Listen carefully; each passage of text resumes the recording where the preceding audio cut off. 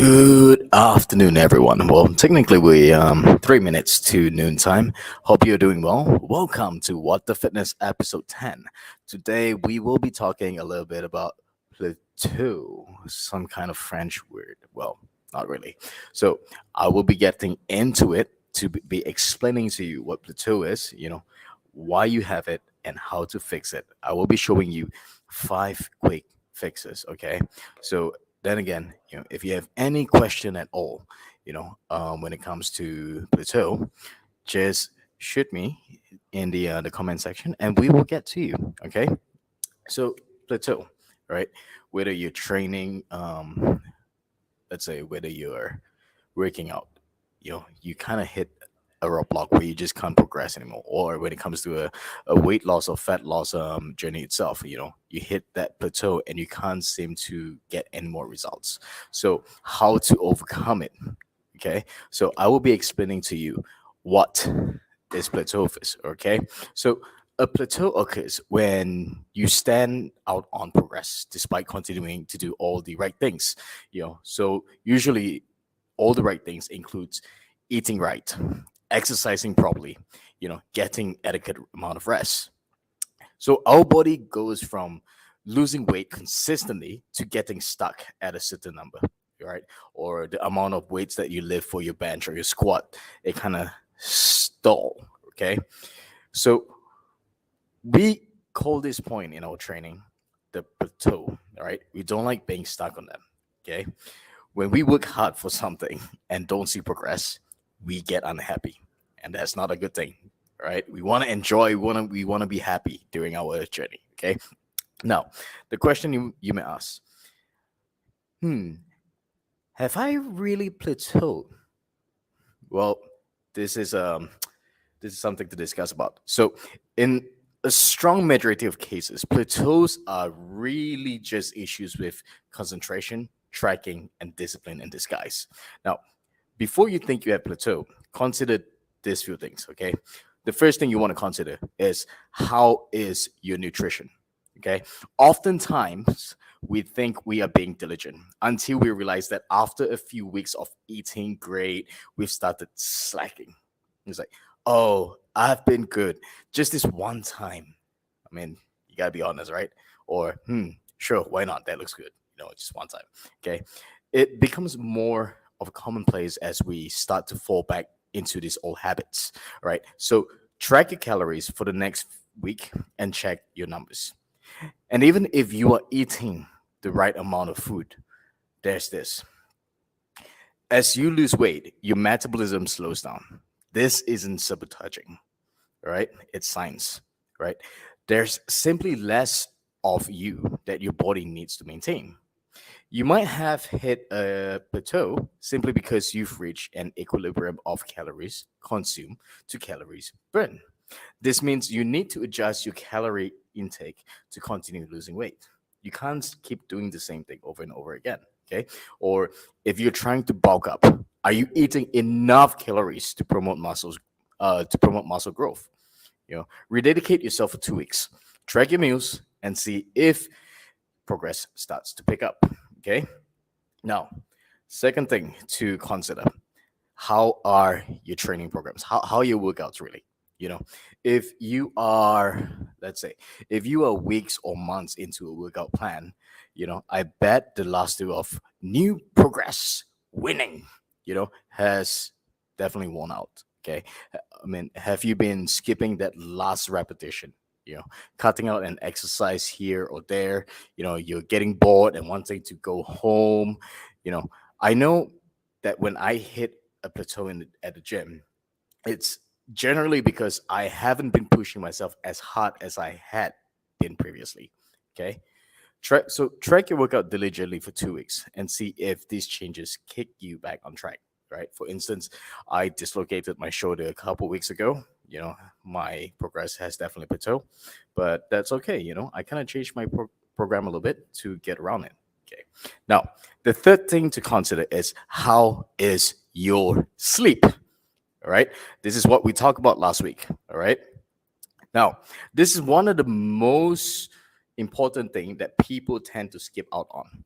All right. They're exercising, they're eating right, but for whatever reason, they've been slacking on their sleep. It might be too much television, right? Um, Netflix. Netflix can turn you into this. Okay, we all know sleep is important. Okay, lack of sleep leads to increase of level of stress. Right, less time for our bodies to rebuild muscles, to recover from strenuous activities, and a few more things. Right, physical activities. I know that if I myself I didn't get a good night's sleep, then my performance in the gym will suffer the next day. Okay, so can you honestly say you've spent 2 weeks with quality sleep, nutrition, and exercise? Okay, there's something for you to think about. In many cases, we think we're stuck and in need of some sort of drastic change or adjustment to kickstart progress again. Now, there are definitely instances where we are stuck or stalled, and that's when things needs to change, right? Like like games. I mean, I'm pretty sure some of you would play World of Warcraft, right? So you'll know that at some point you will stop gaining experience from killing rats. Okay, you could spend all day doing so, but because you've hit a certain level, they no longer provide you with the same value. Okay, and that's when it's time for you to move on to attacking spiders, then orcs, then dragons. All right, now we're gonna move on to talk about is plateau normal? Well, we all hit plateaus in our lives and quest for health and happiness. In order to be successful at the task at hand, we need to grind our way through that low point, all right, or a flat point, all right, until we can climb out and continue to progress. So when you first start something new, you make quick progress and everything rocks because you see big changes. However, after a few months, the reward you get from your effort decrease and it seems like you're rapidly slowing down. So why? Okay. In the first few weeks of weight loss, okay, everything is great. The scale is moving, your clothes they're getting looser, progress is exciting because it's coming so quickly. Then you might have a few weeks where you're really trying hard and yet the scale kind of stall, or maybe it increases. Okay.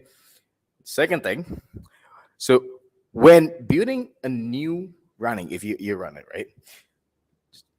Each run is exhilarating. You rapidly progress from wheezing and coughing after 2 blocks to now being able to run a whole mile. Okay.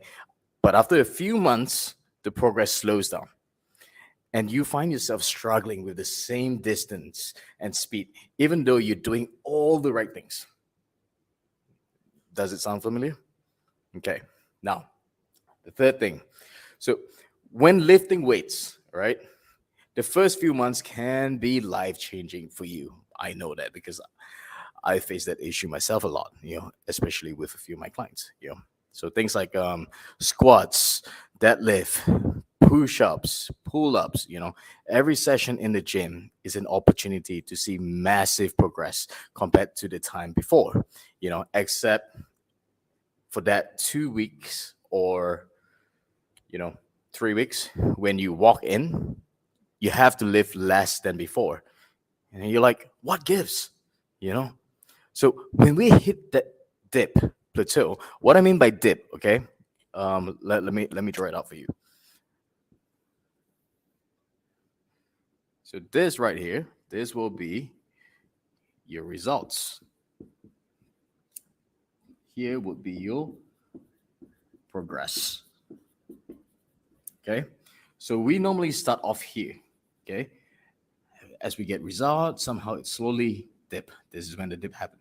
Not until we start to change, we start to see progress again. So this right here, this is the dip that I'm talking about. So this is what we will be addressing it as well. Okay. So the dip. When we hit that dip, also known as plateau, where our hard work seems to be like it goes unrewarded, And this is when it's easy for most of us to give up and say, I'm a failure. Well, that's not true. Okay. We will all experience a dip when it comes to progress on things that are important to us. If we truly want to be successful, we need to anticipate the dip's arrival and plan for it so that it doesn't completely derail us. Much like grinding out experience point in an RPG game. Sometimes we need to grind out practice in life, workouts, nutrition, and more. Okay. Until we hit that sweet spot for progress again. So, how do we stay dedicated, focused, and motivated through the dip? The dip. Okay. We focus on small wins. Okay. And find ways to get a teeny tiny bit better every single day.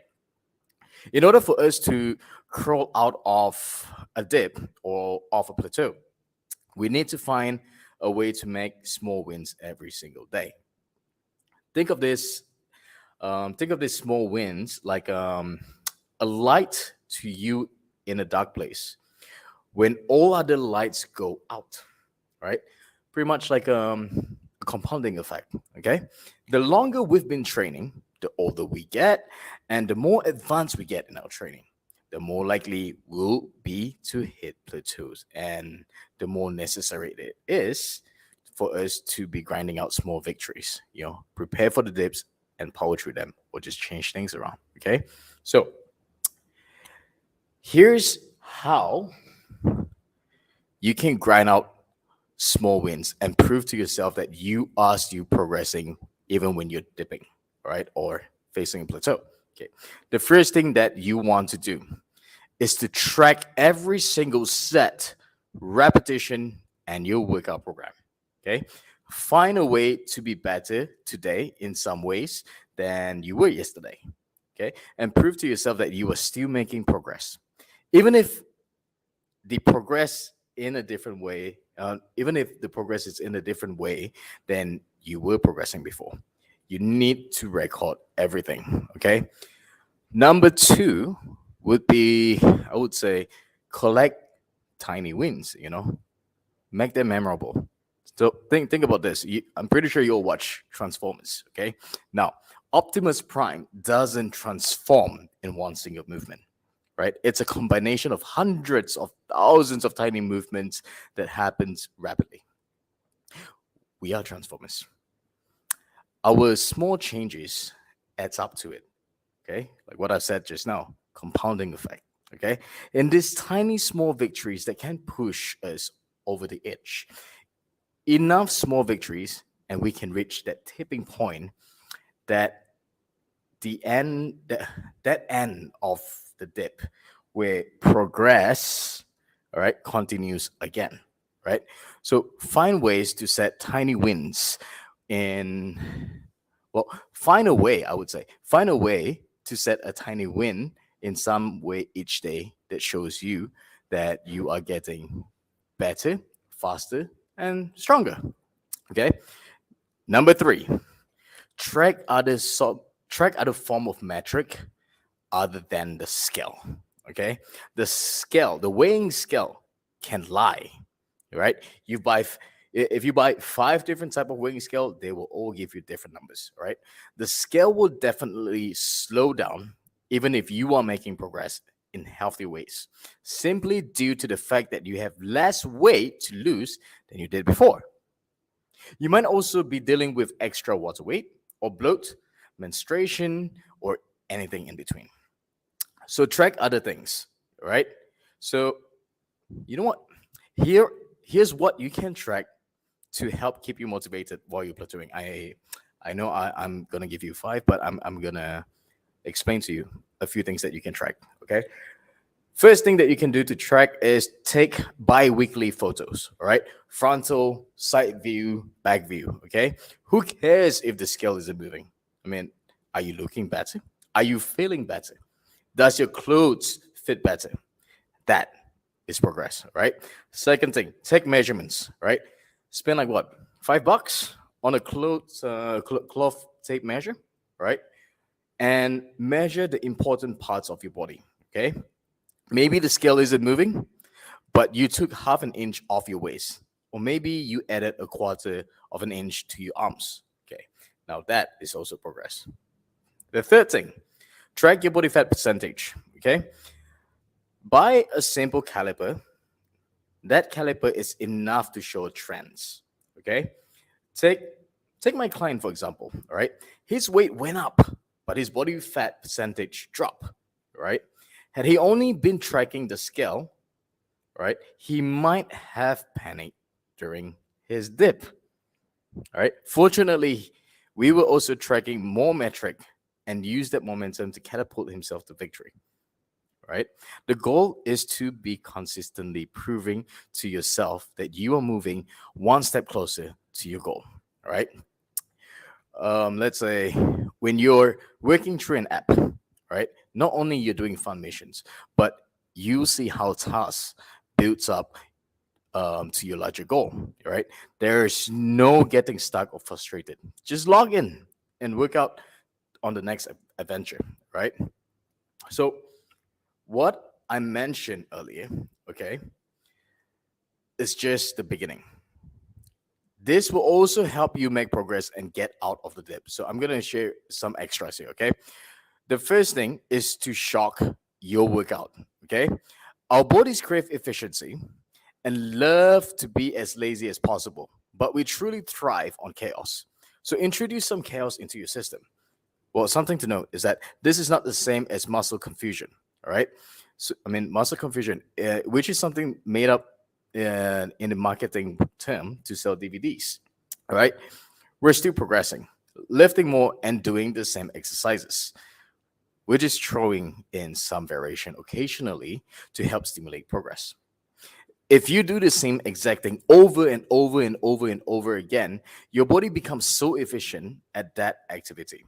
In fact, your body can learn and adapt after doing the same thing enough times so that it burns fewer calories to carry out the process. So learn to mix things up, okay? Number two, all right, extra tip right here. Adjust your diet.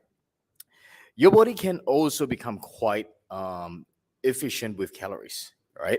And can sometimes struggle to progress. So, as we lay out in why can't I lose weight? If you've lost a decent amount of weight, your body now burns significantly fewer calories each day. You know, the less of you to manage. So this means you need to adjust your calorie intake. Okay, so I would start by tracking your intake and determining how many calories you should be eating. Okay, the third thing, rest. Okay, I've heard it said there's no such thing as overtraining, right? Just under recovering. Are you getting enough sleep? Okay, maybe you're a new parent and trying to maintain your old workout routine on 2 hours of sleep, or work has you stressed like crazy and it's causing you to eat like crap, right? Rest is such an important part of a healthy lifestyle that it needs to be prioritized too, you know? I remember in this book of Essentialism, if I'm not mistaken, that's the name of it. This particular thing is known as protecting the asset, okay? You are the asset. If you are trying to do too much or you're caught in a plateau, consider a week off, refocusing on your sleep and recovery and come back feeling refreshed. All right. So remember to rest as well.